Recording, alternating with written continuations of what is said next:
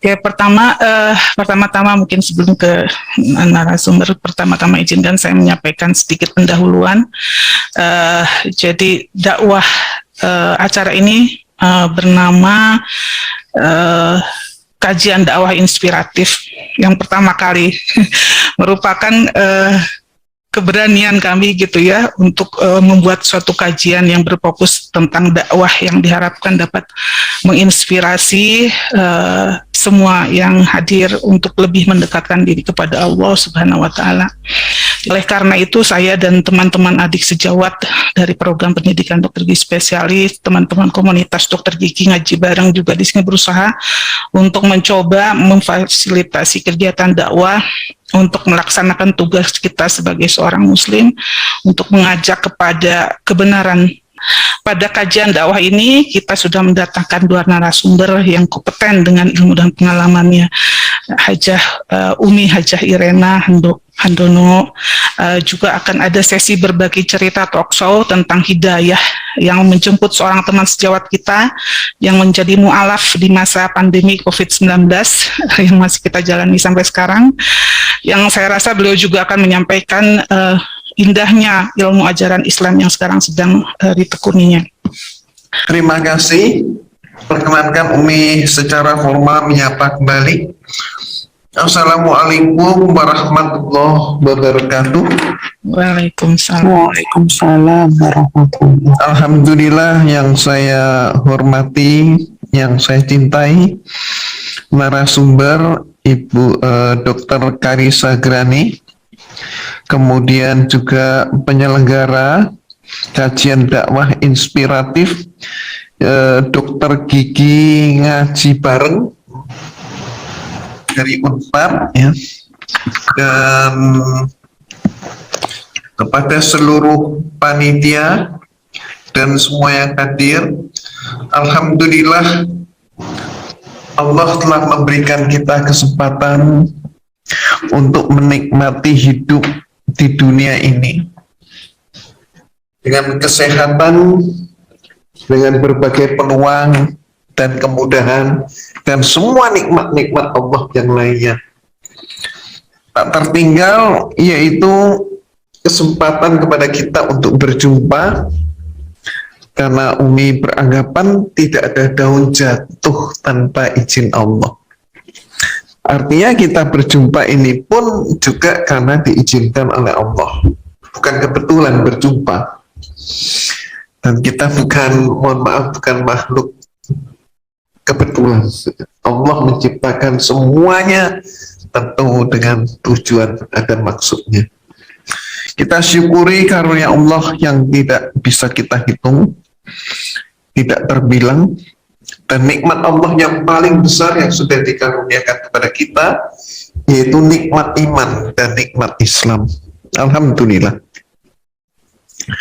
Tak lupa setiap saat senantiasa kita haturkan salam dan salawat kepada junjungan kita Nabi Muhammad Sallallahu Alaihi Wasallam beserta seluruh keluarganya. Semoga rahmat Allah dan barokahnya senantiasa menyertai seluruh umatnya kapanpun dan dimanapun, dan teristimewa kepada kita semua yang hadir bersama di pagi hari ini. Ibu-ibu dan bapak-bapak, atau kalau Umi singkat yaitu menjadi saudara-saudara yang dirahmati oleh Allah. Topik kita hari ini topik yang sangat menyegarkan, sangat penting, sangat penting banget. Kenapa? Karena ini adalah landasan kehidupan. Kita saat ini berbicara tentang peran akal menuju iman. Apa sih pentingnya akal? Kata akal disebut dalam Al-Quran itu sebanyak 49 kali. Kata kerja takkilun diulangi sebanyak 24 kali. Dan kata kerja yakilun itu sebanyak 22 kali. Sedangkan kata kerja akola nakilu yaqilu itu masing-masing terdapat satu kali dalam Al-Quran. Yang menarik adalah penggunaan bentuk pertanyaan negatif yang bertujuan memberikan dorongan dan sekaligus membangkitkan semangat. Contohnya seperti kata afala ta'qilun, itu diulang sebanyak 13 kali dalam Al-Quran, menunjukkan demikian pentingnya akal bagi manusia untuk menuju keimanan. Coba kita tengok di dalam surat Al-Ikhlas, terjemahnya, katakanlah dialah Allah yang Maha Esa. Allah adalah Tuhan yang bergantung kepadanya segala sesuatu. Dia, Allah, tiada beranak dan tidak pula diperanakkan, dan tidak ada seorang pun yang setara dengan dia. Katakanlah, katakanlah, Allahu Ahad, dialah Allah. Dia itu siapa? Ya, dia itu Allah. Allah yang bagaimana? Allah yang Maha Esa. Diurai, Maha Esa, Allah itu adalah Tuhan yang bergantung kepadanya segala sesuatu. Segala sesuatu bergantung padanya. Dia adalah pencipta. Semua yang lain adalah ciptaan. Dia adalah pencipta, sang khalik. Dia adalah zat. Kalau dalam bahasa atau dalam huruf Latin tertulis di ZAT. Dia adalah zat. Yang lain adalah ciptaan. Mereka adalah makhluk. Ini penting banget. Kata zat hanya ada di dalam Islam, dalam Al-Quran. Orang yang kurang pengetahuan, mohon maaf, yang tidak mengerti, maka menyamakan zat dengan zat. Di ZAT dan ZAT. Malah ada yang salah memahami, mengatakan bahwa zat itu adalah bahasa Arab dan bahasa Indonesianya adalah zat. Salah ini. Nah, kembali lagi dalam surat Al-Ikhlas, Allah, dia tiada beranak dan tidak pula diperanakkan. Berarti apa? Dia tidak berketurunan dan tidak berleluhur. Dia tidak punya keturunan, tidak beranak pinak, dan dia pun tidak mempunyai leluhur. Terus kemudian dilanjutkan, tidak ada seorang pun, malah tiada apapun yang setara dengan dia. Tapi semuanya bergantung pada dia.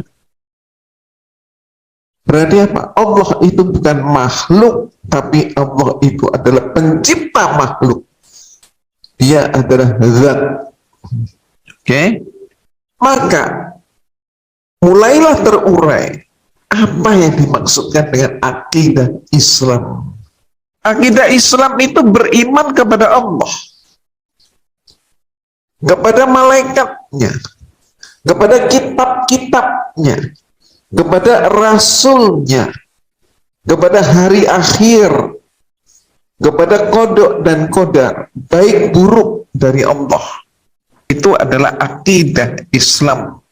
Artinya sekali lagi, beriman kepada Allah, malaikat, kitab-kitabnya, rasulnya, hari akhir, kodok dan kodar, baik buruk dari Allah. Sekarang kita masuk lebih ke dalam.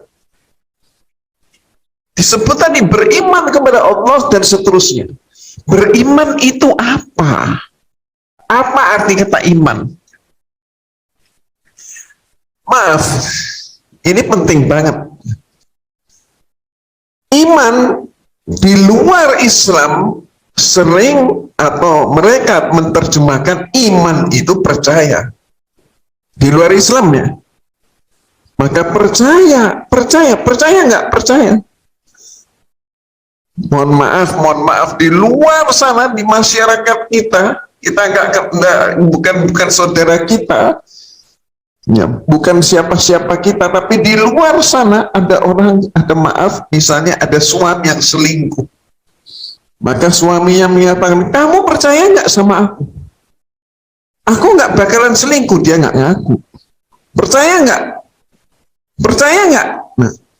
Nah, konsep percaya ini dinyatakan, ya percaya, ya pokoknya percaya, tutup mata, tutup pemikiran, tutup hati, percaya, pokoknya percaya.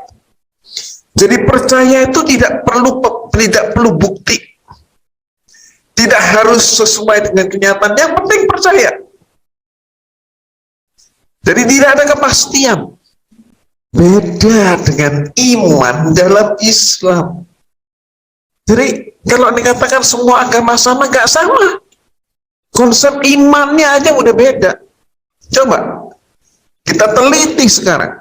Bagaimana sebenarnya iman dalam Islam?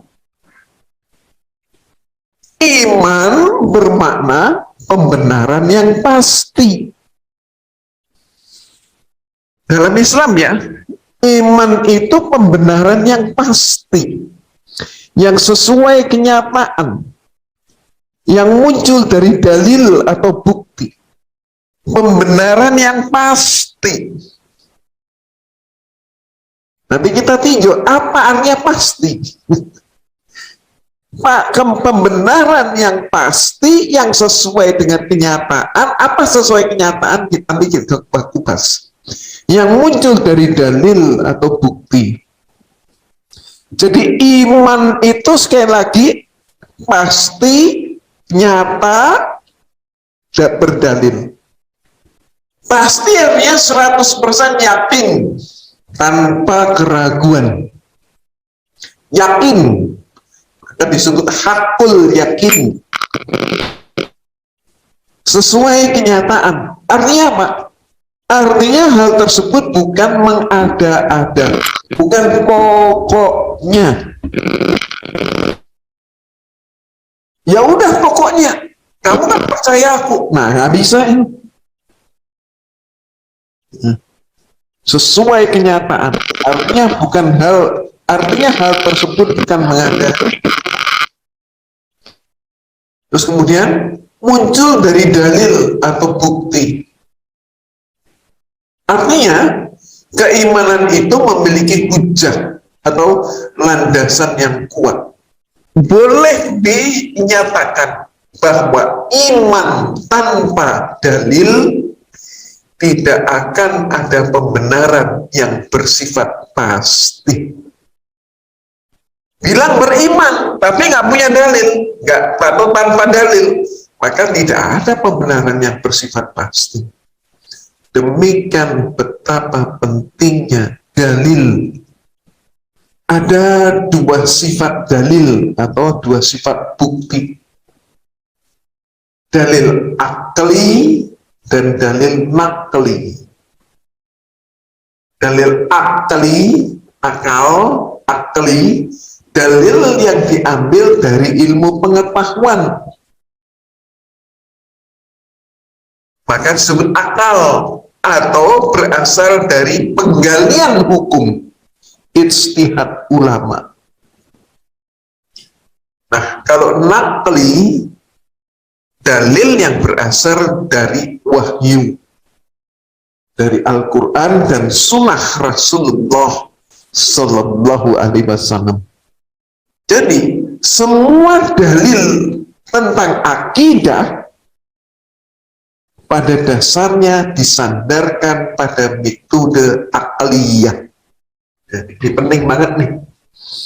Semua dalil tentang akidah pada dasarnya disandarkan pada metode akliyah. Persoalannya adalah Bagaimana kita membuktikan keberadaan eksistensi Allah dengan akal? Dengan bahasa awam, mohon maaf, Dok, dengan bahasa awam, bagaimana sih kita bisa membuktikan bahwa Allah itu ada? Pakai akal. Pertanyaan ini muncul karena di luar Islam, sekali lagi konsep iman itu percaya. Percaya itu menurut mereka nggak perlu bukti. Nah ini, jadi gimana nih? Bisakah kita membuktikan bahwa Allah itu ada? Pakai akal ini. Nah, oke, kita lihat. Oke, inilah Baduy. Masyarakat nomaden. Orang Baduy ketika ditanya, ya, mereka itu ada yang bertanya, diberi pertanyaan. Mereka ditanya, dengan apa engkau mengenal Rabb-mu? Dengan kata lain, Allah itu ada nggak? Itulah. Allah itu ada nggak? Ada. Nah, bagaimana cara engkau membuktikan? Maka orang Baduy menjawab begini. Mohon maaf ya, memitirukan ya kalimat mereka. Orang Baduy itu menjawab begini. Sekali lagi mohon maaf. Tai onta itu menunjukkan adanya onta. Dan bekas tapak kaki manusia menunjukkan pernah ada orang atau manusia yang berjalan di situ. Apa maksudnya? Dia menunjuk untuk menjawab pertanyaan, apakah engkau mengenal Rabb-mu?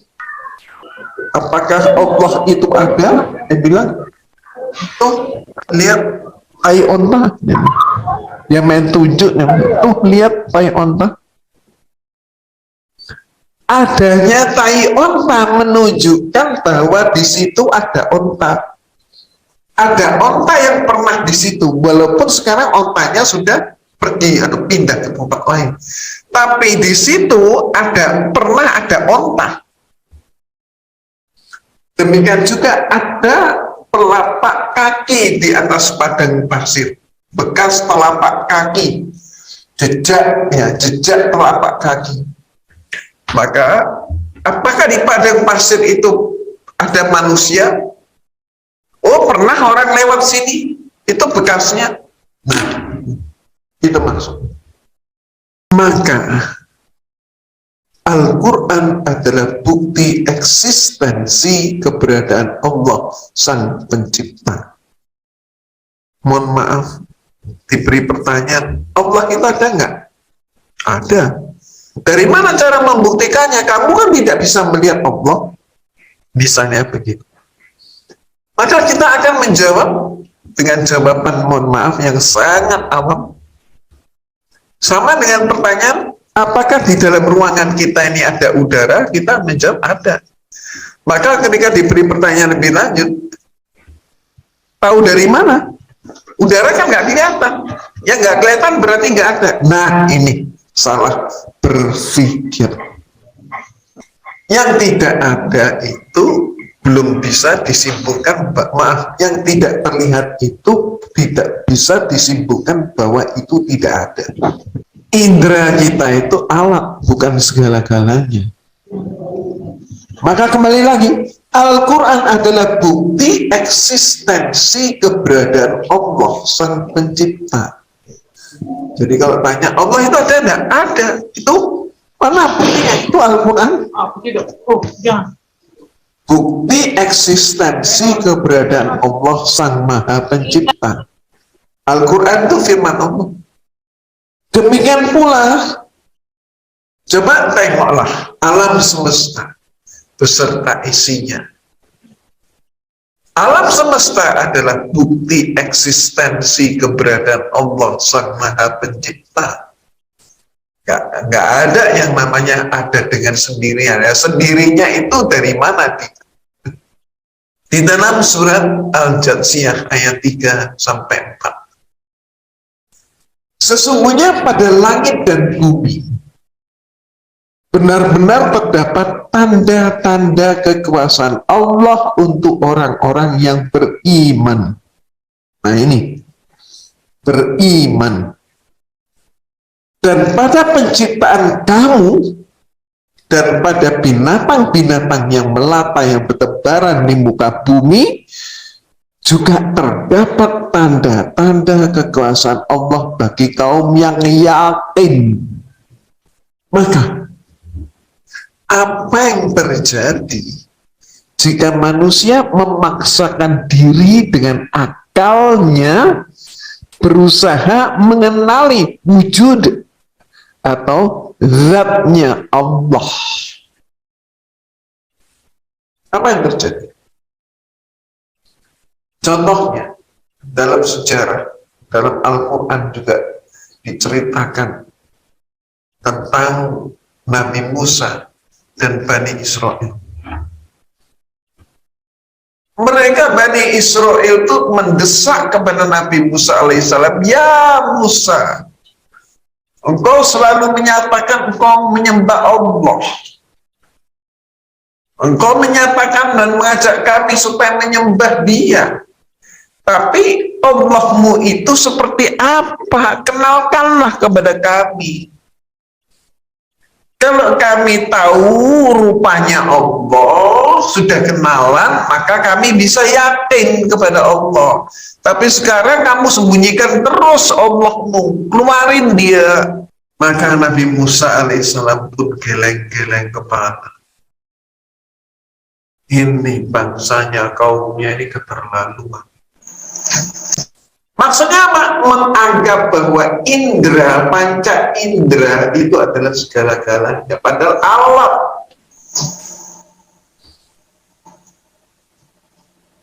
Dan beranggapan bahwa Allah itu makhluk. Nah ini. Mulai dari zaman bahula sampai zaman ini masih banyak orang begitu. Manusia disembah. Kenapa? Mereka pikir Tuhan itu makhluk. Nah, Allah itu makhluk. Ini kecelakaan. Udah gagal mikir. Apa maksudnya? Engkau makhluk. Makhluk tidak didesain untuk memiliki kelengkapan untuk mengenal atau melihat wujud atau zatnya Allah. Karena mustahil akal atau indera manusia menjangkau wujud atau zat Allah. Maka ketika ia berupaya terus, maka justru akan tersesat dan terjebak pada personifikasi wujud Tuhan. Apa maksudnya? Coba kita tengok. Next. Ini gambar-gambar ini akan bisa membantu Insya Allah. Hindu, peradaban Hindu kuno sampai Hindu modern, mereka menyembah banyak Tuhan, banyak dewa. Ya, berikut di peradaban Mesir kuno sama, menyembah banyak Tuhan. Di semua zaman, di semua peradaban, karena dangkalnya akal manusia yang sombong selalu terjebak dalam personifikasi Tuhan. Artinya Tuhan selalu digambarkan berwujud manusia. Tapi di setiap zaman dan di semua peradaban, Allah Subhanahu wa Ta'ala selalu menurunkan para nabi untuk menjadi penerang, untuk meninggikan akal manusia. Ketika Tuhan dipersonifikasi sebagai manusia, maka di dalam Bible pun dinyatakan Tuhan Tuhan berjalan, Tuhan berjalan-jalan, Tuhan makan, Tuhan tidur, Tuhan capek, dan lain sebagainya. Tuhan bosan, dan lain sebagainya. Maka menimbulkan pertanyaan, Apakah Tuhan terbatas kemampuannya? Mengapa Tuhan tidak bisa dilihat? Mengapa Tuhan membiarkan kemiskinan? Mengapa Tuhan membiarkan peperangan? Mengapa Tuhan membiarkan bencana alam dan seterusnya? Ketika pertanyaan-pertanyaan tadi tidak dibimbing dengan cara berpikir yang benar dan tidak disandarkan pada dalil yang kuat, baik dalil akli maupun nakli, akal dibiarkan berjalan liar, maka terjerumuslah manusia pada ateisme. Apa ateisme? Tidak mempercayai adanya Tuhan. Atau juga manusia mudah terjebak dalam sosialisme atau bahkan komunisme yang menolak eksistensi Tuhan. Akal manusia itu terbatas, tidak akan mampu membuat khayalan tentang zat Allah yang sebenarnya. Namanya aja khayal. Jadi bagaimana Allah melihat, bagaimana Allah mendengar, berbicara, bersemayam di atas arsy-Nya dan lain sebagainya. Sebab zat Allah bukan materi yang bisa diukur atau dianalisa.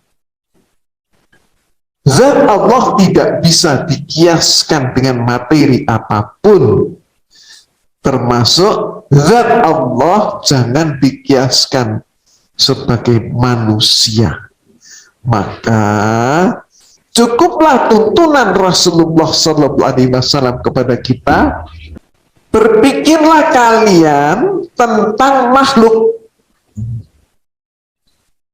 Yaitu apa? Ciptaan Allah. Berpikirlah kalian tentang makhluk, yaitu ciptaan Allah. Tetapi jangan kalian berpikir tentang zat Allah, sebab kalian tidak akan sanggup mengira-ngira hakikatnya yang sebenarnya. Demikianlah peran akal manusia dalam masalah keimanan. Artinya, akal adalah alat pembantu menuju iman, tapi akal bukan sumber keimanan. Akal yang dibimbing wahyu akan membimbing manusia menuju derajat yang tinggi, yaitu manusia yang mulia. Iman itu justru pembenaran yang pasti, yang sesuai kenyataan, yang muncul dari dalil atau bukti. Jadi saya beriman kepada Allah dan seterusnya. Bukan beriman itu kemudian ya pokoknya, bukan. Justru iman itu adalah pembenaran yang pasti. Kita pasti bahwa Allah itu ada. Yang bisa kita lihat dengan indera kita adalah eksistensi keberadaan Allah. Jadi sekali lagi, iman adalah pembenaran yang pasti. Namanya pembenaran yang pasti berarti juga sesuai dengan kenyataan, bukan khayal, dan muncul dari dalil atau bukti. Nah, mudah-mudahan ada guna dan manfaatnya. Silahkan saudara moderator.